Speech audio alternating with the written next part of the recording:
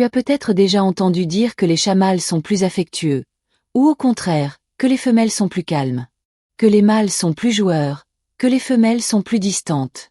Mais est-ce vrai? Ou s'agit-il de clichés qui se répètent depuis des années sans réelle base? Aujourd'hui, on va lever le voile sur un sujet souvent débattu. Quelles sont les vraies différences entre les chats mâles et les femelles? Car oui, il existe des différences. Mais elles ne sont pas toujours là où on les attend. Et surtout, elles ne sont pas aussi simples qu'un lui est comme ça, elle est comme ça. Le comportement d'un chat dépend de nombreux facteurs: la stérilisation, l'environnement, le passé, le lien avec l'humain, la génétique. Le sexe biologique est une composante, mais ce n'est pas la seule. Dans cette vidéo, nous allons explorer 10 vraies différences que l'on peut observer entre chats mâles et femelles. Certaines sont physiques, d'autres comportementales, émotionnelles ou même relationnelles. Tu risques d'être surpris. Peut-être que ton chat ou ta chatte ne correspond pas du tout aux idées reçues. Et tu comprendras pourquoi. Parce que chaque félin est unique, mais certaines tendances générales existent bel et bien. Que tu sois un futur adoptant, un passionné de comportement félin ou simplement curieux de mieux comprendre ton compagnon, cette vidéo est faite pour toi. Et si tu veux apprendre à mieux interpréter les gestes, les réactions, les besoins de ton chat, qu'il soit mâle ou femelle, abonne-toi à cette chaîne et active la cloche. Tu découvriras un univers bien plus subtil que ce que tu imaginais. Différence 1. La morphologie générale. Même si cela peut varier selon les races, les chats mâles ont en moyenne une morphologie plus imposante que les femelles. Ils sont souvent plus musclés, ont une tête plus large et une stature plus massive. Leur ossature est plus robuste, surtout au niveau des épaules et de la mâchoire. Les femelles, quant à elles, sont généralement plus fines, plus élancées, avec une silhouette plus discrète. Cette différence est parfois visible dès le plus jeune âge, mais elle devient vraiment marquée à l'âge adulte. C'est un détail qui peut t'aider à les distinguer au premier regard, surtout dans un groupe de chats. Différence 2. Le comportement sexuel, avant la stérilisation. Avant la stérilisation, les comportements liés aux hormones sont très marqués.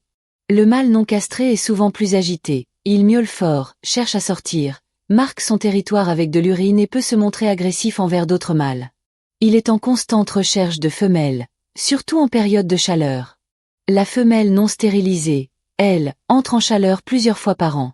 Lors de ces périodes, elle adopte des comportements très spécifiques. Elle se frotte contre tout, miaule de manière intense, se roule au sol, et adopte une posture d'accouplement. Ce sont des phases souvent difficiles à gérer pour les humains si la chatte ne peut pas s'accoupler ou n'est pas stérilisée. Une fois stérilisée, ces comportements diminuent fortement, voire disparaissent. Mais ils marquent profondément la première phase de la vie de nombreux chats. Différence 3. Les instincts territoriaux. Les mâles ont tendance à être plus territoriaux, surtout s'ils ne sont pas stérilisés. Ils explorent davantage, essaient d'élargir leur territoire, et peuvent se battre pour le défendre. Même dans un cadre domestique, un mâle peut développer une zone bien définie dans la maison qu'il considère comme sa propriété. Les femelles, de leur côté, sont souvent plus focalisées sur la stabilité de leur environnement immédiat. Elles peuvent être moins enclines à partir à l'aventure, mais très protectrices dans leur espace, notamment si elles ont déjà eu des portées. Ces tendances ne sont pas absolues, mais elles reviennent fréquemment chez de nombreux félins, et elles influencent leur manière d'interagir avec l'espace et les autres animaux. Différence 4. Le rapport à l'humain. C'est l'une des différences qui revient le plus souvent dans les témoignages des adoptants. Mon chat mâle est collant, câlin, toujours après moi, ou ma femelle est plus distante, plus indépendante. Et cette perception a une part de vérité, mais elle est souvent mal interprétée. Les chats mâles, surtout une fois castrés, ont tendance à être plus démonstratifs dans leur affection. Ils cherchent davantage le contact physique, aiment venir s'installer sur les genoux, se frotter contre toi, dormir tout contre ton corps. Ils sont souvent plus peau de colle, surtout avec leur humain préféré. Cela ne veut pas dire qu'ils sont plus affectueux au fond, mais qu'ils extériorisent plus facilement leurs émotions. Les femelles, de leur côté, peuvent être tout aussi attachées à leur humain, mais elles le montrent autrement. Elles choisissent le moment et la manière. Elles viennent quand elles en ont envie. Elles apprécient la proximité mais sur leurs propres termes. Ce sont souvent des compagnes fidèles et discrètes, qui créent un lien profond, mais moins visible. Il ne faut pas confondre réserve avec manque d'affection. De nombreuses femelles sont très liées à leur humain, mais préfèrent les gestes doux, les moments calmes, la distance choisie. Différence 5. L'indépendance émotionnelle. Cette différence est plus subtile, mais elle existe. les femelles ont tendance à être émotionnellement plus autonomes. Elles s'occupent davantage d'elles-mêmes, trouvent des solutions seules, et supportent mieux les changements sans rechercher de réassurance constante. En revanche, les mâles peuvent être plus sensibles au stress, au changement de routine ou à l'absence de leur humain. Ils recherchent plus souvent du réconfort, de la présence, des signes de stabilité. Ce n'est pas une faiblesse. C'est une autre manière de gérer les émotions. Les mâles expriment plus leurs besoins de connexion, tandis que les femelles gardent plus facilement leur ressenti pour elles. Cela influence aussi la manière dont ils vivent les interactions humaines, les visites chez le vétérinaire, ou l'introduction de nouveaux animaux à la maison. Un mâle peut se montrer plus dépendant, une femelle plus observatrice. Il ne s'agit pas ici de stéréotypes rigides, mais de tendances générales que beaucoup d'adoptants et comportementalistes confirment. Et en comprenant ces nuances, on peut mieux adapter son approche à la personnalité de chaque chat. Différencie le jeu et l'activité physique. Les chats mâles sont souvent décrits comme plus joueurs, plus téméraires, plus physiques. Ce sont ceux qui grimpent au rideau, qui courent après tout ce qui bouge, qui se lancent dans des courses folles à travers le salon sans prévenir. Même à l'âge adulte, de nombreux mâles gardent un tempérament un peu ado, plein d'énergie et de spontanéité. Ils aiment interagir, sauter, bondir, se mesurer à leur environnement ou à d'autres chats. Le jeu est souvent pour eux un moyen d'exprimer leur force, leur curiosité, mais aussi leur besoin de dépenser leur énergie. Les femelles, elles, jouent aussi, bien sûr. Mais leur jeu est souvent plus ciblé, plus discret, plus stratégique. Elles peuvent observer longtemps avant d'attaquer un jouet.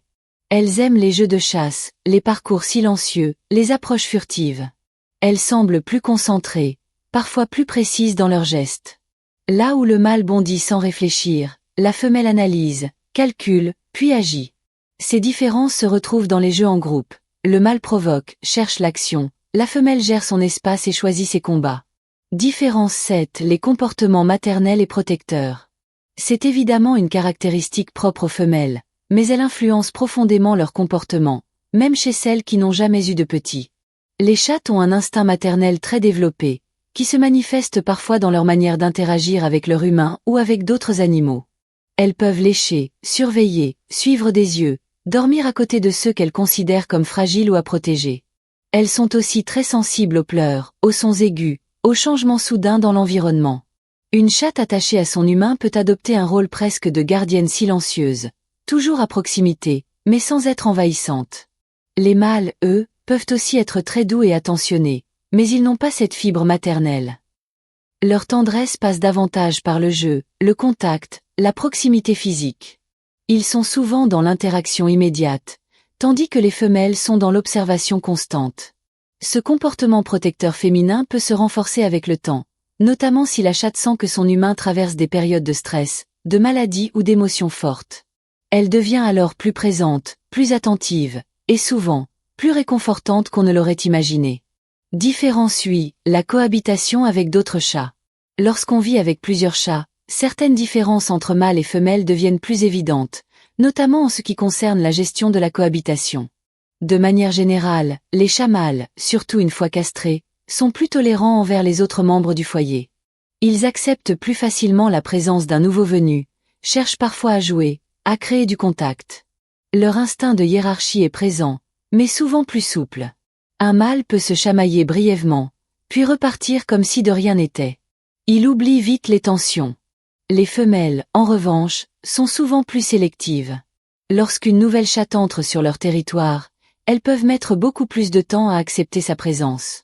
Elles établissent des limites claires, défendent leur espace personnel, et peuvent montrer une hostilité discrète mais persistante.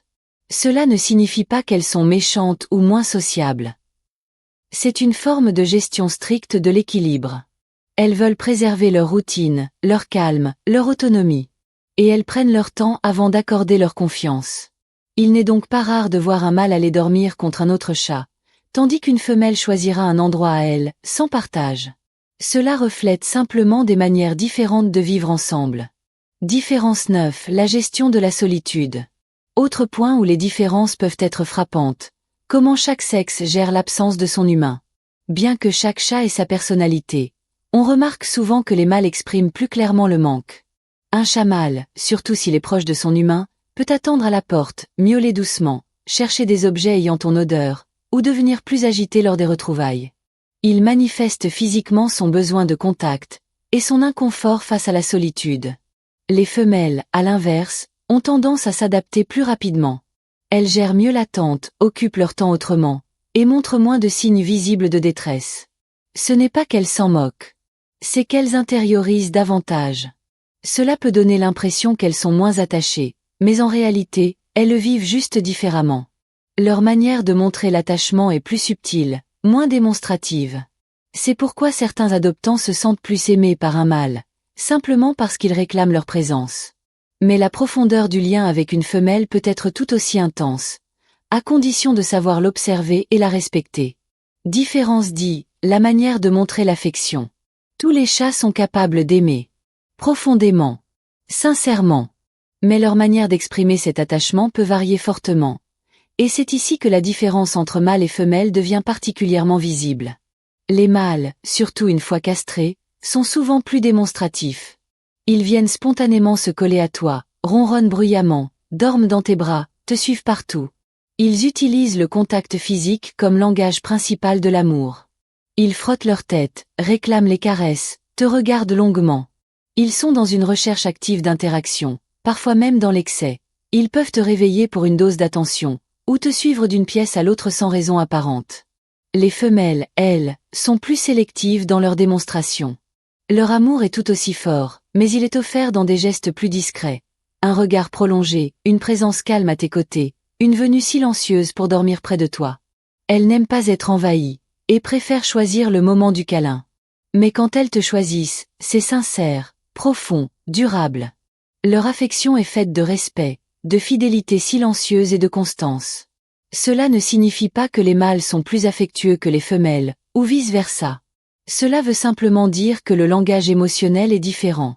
Et c'est en comprenant ce langage, en l'acceptant sans le comparer, qu'on peut vivre une relation plus harmonieuse avec son chat, peu importe son sexe. Conclusion. Comme tu l'as vu dans cette vidéo, les différences entre chat mâle et femelle existent, mais elles sont subtiles, nuancées, et surtout, jamais absolues. Il y a des femelles très joueuses, très collantes, très bavardes. Et il y a des mâles discrets, indépendants, silencieux.